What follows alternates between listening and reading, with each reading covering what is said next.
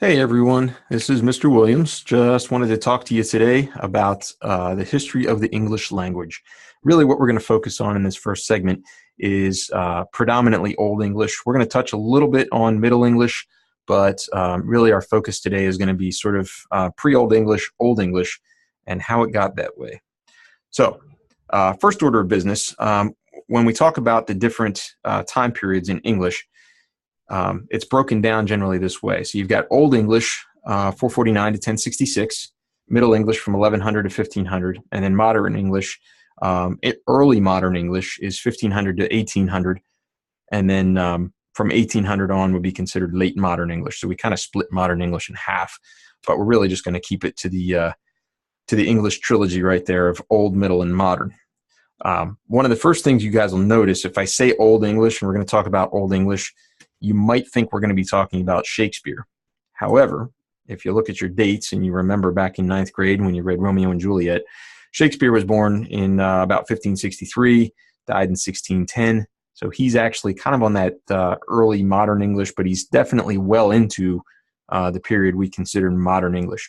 So you could look at Shakespeare if you open up a textbook and you look at Romeo and Juliet, and it's obvious that it's actually English, right? If you look at Old English, you would have no clue. You'd look at it and you would think it were like some kind of completely different, crazy, whacked out language. In fact, there's letters that we don't even use anymore in Old English. You would have a real difficult time making sense of it. There might be one or two words in there that you could pick out, but that would be about it. Middle English, on the other hand, you could still start to recognize that there's some words in there that are very similar. You would probably think it was some kind of weird English, and you could make it out as such, but it's not real easy to just look at and interpret like you could Shakespeare, for example. So we're going to focus primarily on early Old English or pre-Old English, Old English, and then we'll just touch a little bit on Middle English here in this first segment. So before what we consider Old English, okay, so before 450 AD, there were various dialects spoken by Germanic tribes. And these, the term England, for example, developed later from the tribal name Angles. And actually, for a while, you'll see it referred to in old maps as Englaland. That extra syllable got dropped off there eventually. And we assume it's because the Angle tribe was probably a dominant kingdom. The term Anglo-Saxon referred to the West Germanic tribes generally. So Old English was not entirely uniform, and there were actually four main dialects that were predominant. So if you look at this map, you'll see Northumbria, Mercia, West Saxon, and Kent. Those areas really are the ones that were the main dialects spoken. Now, interestingly enough, of those, West Saxon, which you see down there in the bottom corner, I use my pointer here, down in this area, West Saxon is what actually survived and what kind of formed the basis of what we now know as English. And it's important to look at where that is on the map, because if you know your geography well, you also know that off to the right-hand side here, to the east, there's not this much water, right? So what this map isn't showing is how close mainland Europe actually is to England. So keep that in mind, because that actually explains a lot of why these other tribes, so that these dialects, the Northumbrian, the Lindsey, the Mercia, the East Angles, East Saxon, Kentish, why they don't really get carried over into what we consider now English. And that's kind of explained here on the next slide. So again, of those four main dialects, you have that Northumbrian, the Mercian, the West Saxon, and the Kentish that survive, but it's only West Saxon, which again is down here in this area, that actually survives. And that makes a lot of sense if you look at all of these invading tribes you have. So you have the invading tribes of Germania over here. So think Germany, but pre-Germany, we call it Germania. So you had the barbarian tribes of Germania coming over. You had the Franks coming over, which we'll talk about in a second. And then up here, you actually had Vikings that were coming down and attacking. So we actually have some connection with Finnish. So if you know Finland, the Finns, we still have some vestiges of their language in our language as a result of the Viking tribes coming over. But if you look at where these arrows are pointing, it makes sense that this area is getting hammered by invasions. Nobody in England wants beachfront property if in the middle of the night some Viking's going to show up and burn your town, sack your village. They're not going to want to be anywhere close to the coast. So consequently, everything gets pushed over here to the west, and that explains a little bit of why West Saxon survives. Also over here, you have the Welsh, which is the Welsh still speak a very Celtic-based language, as do the Irish. And up here in Scotland, in the Highlands, you also have some vestiges of the Celtic influence. And the reasons for that really are geographic. So again, if you consider that everybody's attacking from this side, everybody that wants to get the heck out of the way is going to be moving as far away as they can get and up into the Highlands. So that's really sort of the background of why the Gaelic survives and those Celtic languages are still around, is simply because everybody wanted to get the heck out of there. So again, these invaders, like I said, they pushed those original Celtic-speaking inhabitants out of what is now England over to the west. So basically, all that green area that you see there to the left side is really where your Celtic speaking tribes sort of ended up. The Celtic languages survive, like I said, today in the Scottish, the Irish, and the Welsh languages. Cornish was another one. Unfortunately, it's now considered a dead language, kind of like Latin. Scholars will still use it, but nobody really speaks it anymore. And there's a concerted effort in Wales to really keep the Welsh language alive. In fact, if you Google Wales, you can actually on the Welsh government page, you can toggle between Gaelic and English, and it's kind of cool to do that just to see what the language looks like. If you ever go out the turnpike towards Philadelphia, you'll see towns like Ballakinwood and Bryn Mawr, and the spellings are really kind of whacked out. Those are actually Welsh names. If you see them, you'll know what I'm talking about. Ballakinwood is not spelled like it sounds. So there's definitely some real unique pronunciations as a result of that Celtic influence.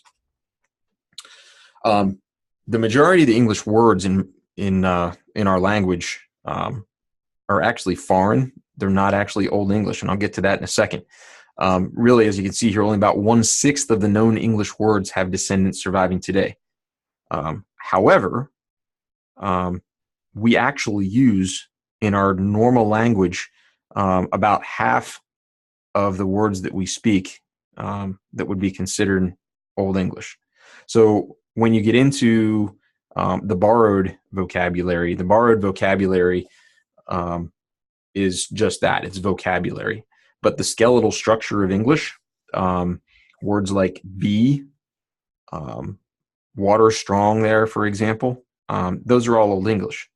And I'll give you a second here. In a few minutes, we'll take a look at some Old English, and I'll give you an example of some of those things.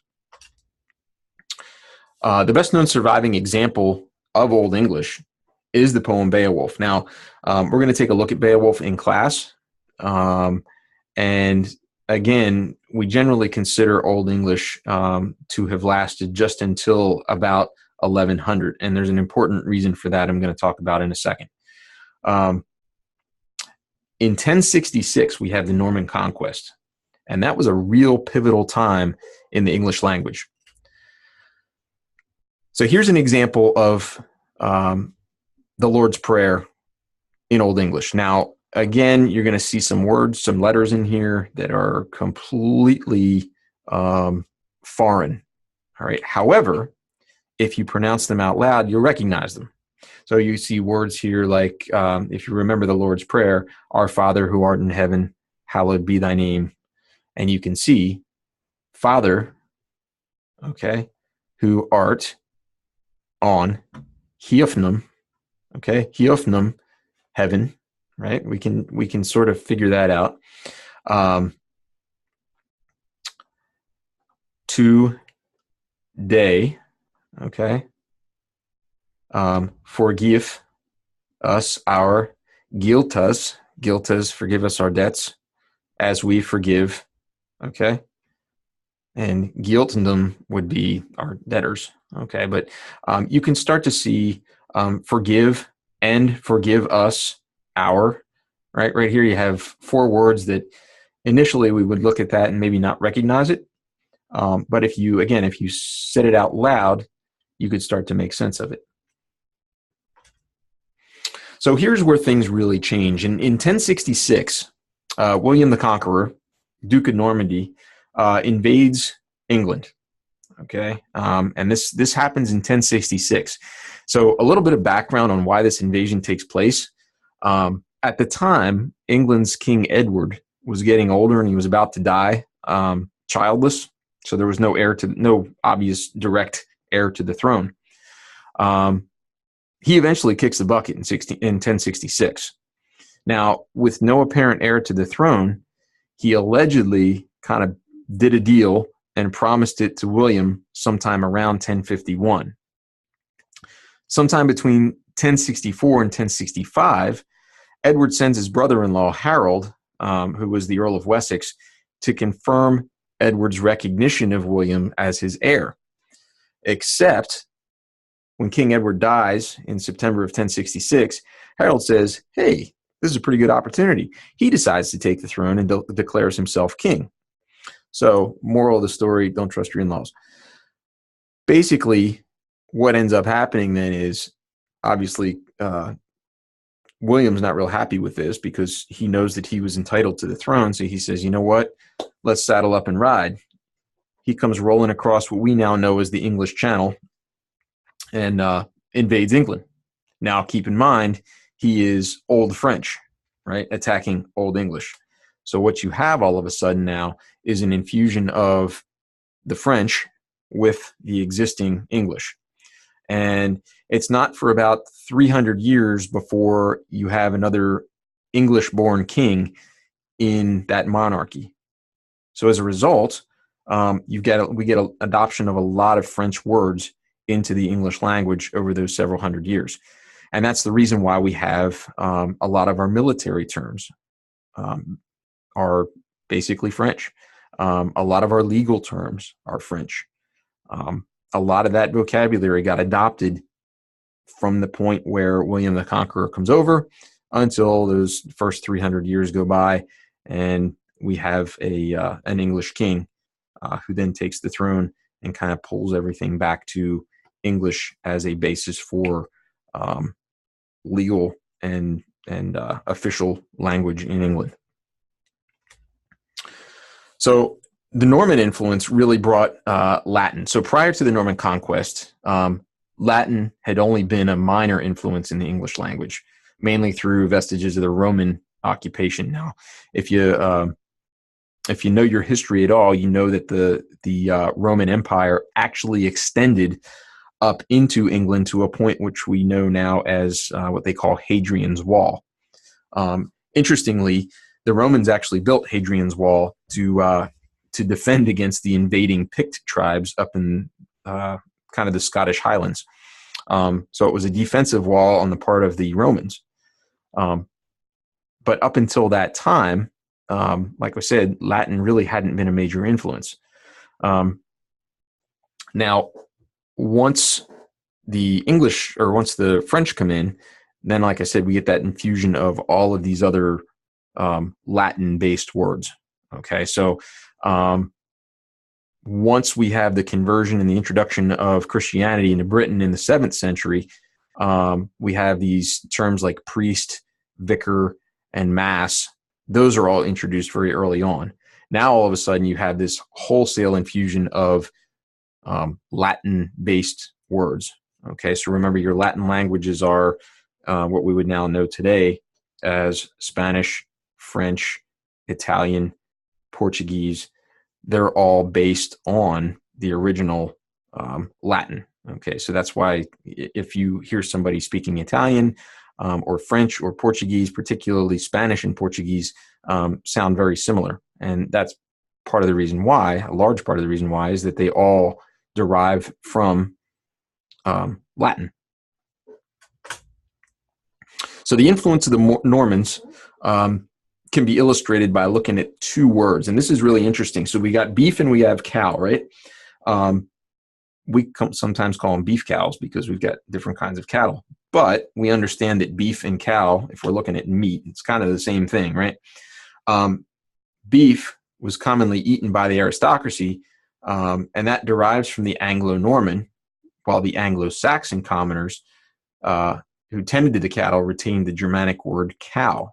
And that's why we sort of interchange, even though there's some nuances. We understand that beef and cow are connected.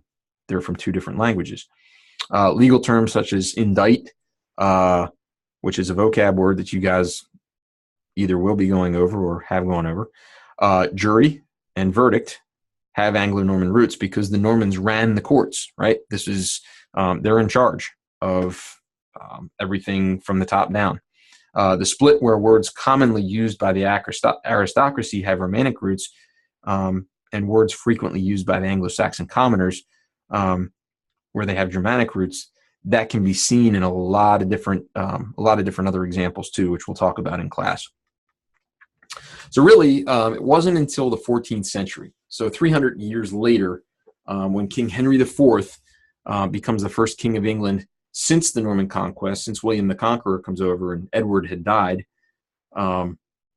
to actually take the throne. And the dialect of London, which we now are probably most familiar with when we consider, we think about English, basically then took over as what we consider now the standard for Middle English. The most famous example of Middle English is the Canterbury Tales. Now, unlike Old English, Middle English can be read, granted now with a little bit of difficulty by English-speaking people. Here's an example of the Canterbury Tales. And on the left, you've got the modern English, contemporary English version. On the right, you have Middle English. And you can see already it's much easier to understand than what the Old English was in the Lord's Prayer example that I gave you. However, it's still definitely, if you looked at it, you would definitely question what was going on here.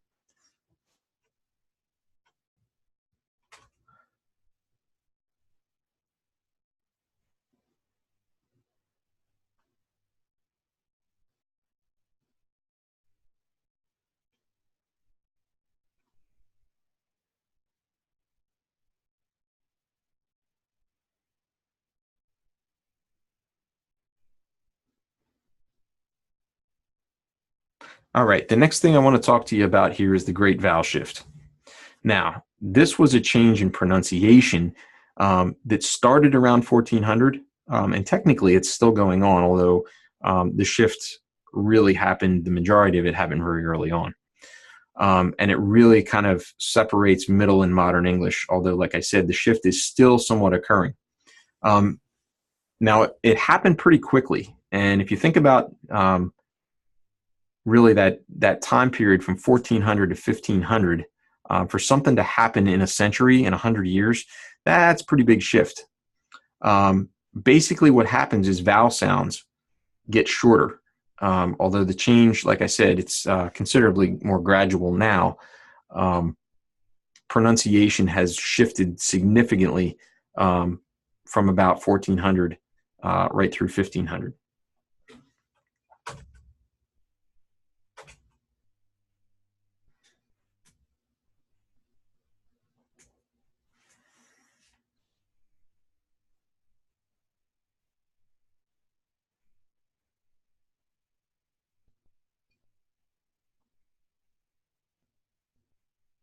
So that's about where we're going to leave off here for now. We'll pick up with a discussion of Middle into Modern English here in the next segment. But for now, we'll leave it with that. And make sure you guys take some good notes, and we'll pick it up where we left off.